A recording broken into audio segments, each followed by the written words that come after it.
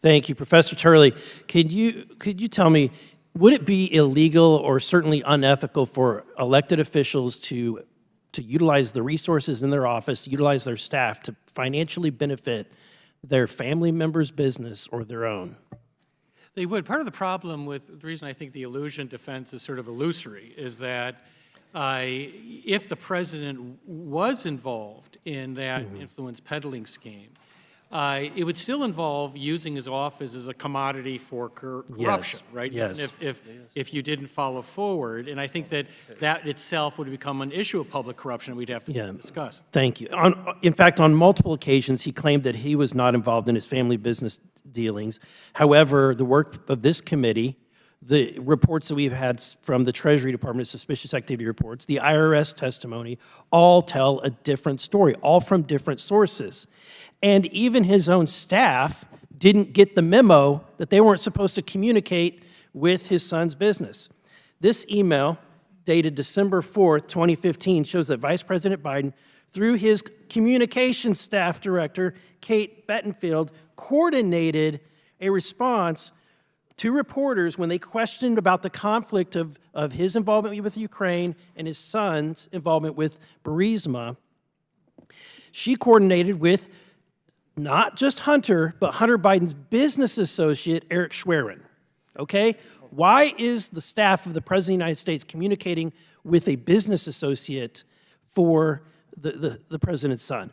Mr. Schwerin, who served as the executive Hunter Biden's Rosemont Seneca advisors, was intimately involved in the Biden family business dealings. And he visited Joe Biden's residence 36 times while he was vice president. So in this email exchange, he actually says to her, "Will you call me when you get a chance? I'm in the office or on my cell." And 47 minutes later, this email that was seen on the screen was sent, and the email clearly was a coordination of talking points between the president's office and the business. In fact, what's really striking is that this interaction occurred on the same day. Wait, back up. So the other thing that's really interesting to note is not only did they have an interaction, but in the email it says the VP signed off on this. The VP signed off on the shared communication. The timeline of this is that this occurred on this very same day that the board of Burisma had requested Hunter to help alleviate pressure that it was facing from the prosecutor Shokin's investigation. Let's turn to another email. We have a staff member from Vice President Biden's office emailing Joe Biden about a scheduled call with the Ukrainian President Petro Poroshenko.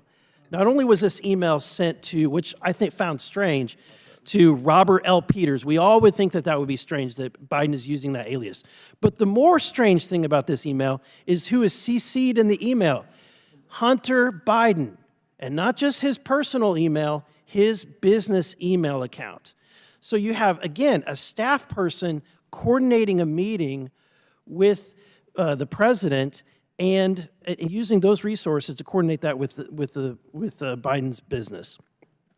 So if our president is believed to whenever he says he was not involved in his son's business ventures, then why is his son copied on the email? Mr. Chairman, I ask, before I forget, that these emails be added to the record. Without objection, so ordered. What the American people need to be asking is the question, why in the world would the vice president coordinate with a business associate of Hunter Biden? Why would he direct his staff to coordinate with the business associate of Hunter Biden? And why does Hunter Biden need his father's approval to sign off on alleged separate business dealings? And why would President Biden lie about his involvement in his family's international business dealings? The analogy that was made before about Hunter using his father's car to get a speeding ticket is an absurd analogy. A more accurate one would be Hunter, if Joe Biden threatened the job of the prosecutor or the officer who is issuing the speeding ticket to his son. And with that, I yield back.